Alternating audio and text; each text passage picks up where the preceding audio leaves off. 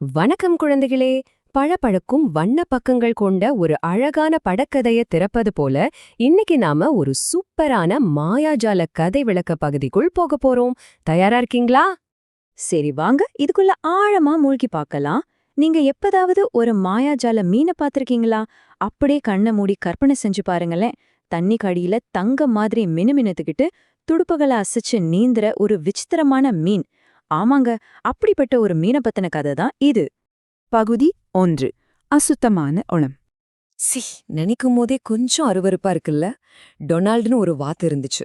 அந்த வாத்து வாழ்ந்த குளம் எப்படி தெரியுமா இருந்துச்சு?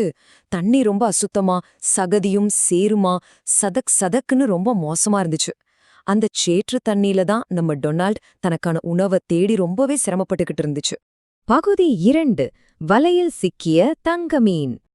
இப்படி டொனால்டு உணவை தேடிக்கிட்டு இருக்கும்போது திடீர்னு ஒரு வலையில சிக்கியிருந்த விசித்திரமான ஒரு தங்க மீனை பார்த்தது. அந்த மீன் பார்க்கவே ரொம்ப அழகா அப்படியே தங்க மாதிரி தகதகன்னு மின்னிக்கிட்டு இருந்துச்சு.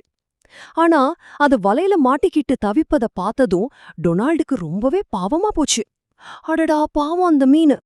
அந்த தங்க மீன் வலையிலிருந்து தப்பிக்க முடியாம தவிச்சபடியே ரொம்ப கெஞ்சுற குரல்ல அந்த வாத்துக்கிட்ட, "என்ன விட்டுடு, நான் உனக்கு நீ கேக்குற வரத்தை தர்றேன்" அப்படின்னு மன்றாடியது. நினைச்சு பாருங்க, ஒரு மாயாஜால மீன் வரம் தரேன்னு சொல்லுது. பகுதி 3. வாத்தின் மாபெரும் முடிவு.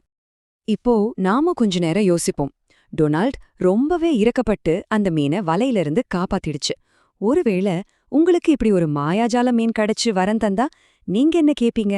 மலை போல குவியற பொம்மைகளா, இல்ல கலர் கலரான சாக்லேட்ஸா? நீங்களும் இந்த கதையோட மாயாஜாலத்துக்குள்ள வந்து கொஞ்சம் யோசிச்சு பாருங்களேன். இந்த இடத்துல ஒரு சுவாரஸ்யமான விஷயம் என்னன்னா, டொனால்டோட மனசுக்குள்ள ஒரு பெரிய போராட்டம் நடந்துச்சு. அந்த தங்க மீன் வாத்துக்கிட்ட 2 அருமையான ஆப்ஷன்ஸ் கொடுத்துச்சு. உனக்கு தினமும் சுவையான மீன்கள் உணவா வேணுமா, அல்லது வானத்துல அழகா பறக்க சிறகுகள் வேணுமா அப்படின்னு கேட்டுச்சு. ஒரு பக்கம் தனக்கான ஆசைகள், ஆனா இன்னொரு பக்கம் அந்த அசுத்தமான குளத்து தண்ணிய நம்பி இருக்க காட்டிலுள்ள மத்த விலங்குகளோட தாகம். இப்ப வாத்து என்ன செய்யும்?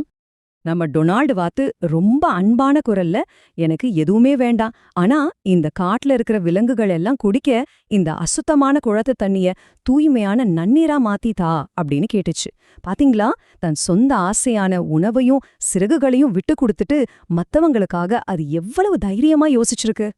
பகுதி 4. தூய்மையான நன்னீர். அடுத்து என்ன நடக்குதுன்னு வாங்க பார்க்கலாம். என்ன ஒரு ஆச்சரியம்! அந்த தங்க மீன் வாத்தோட அந்த நல்ல மனச பார்த்து ரொம்பவே வியந்து பாராட்டியது. அடுத்த செகண்டே ஜூங்னு ஒரு பெரிய மாயமந்திரம் நடந்துச்சு. அந்த சேரும் சகதியுமா இருந்த குளம் உடனே ஸ்படிகம் மாதிரி கண்ட கூசுறளவுக்கு மின்னக்கூடிய ஒரு சுத்தமான தண்ணியா மாறிடுச்சு.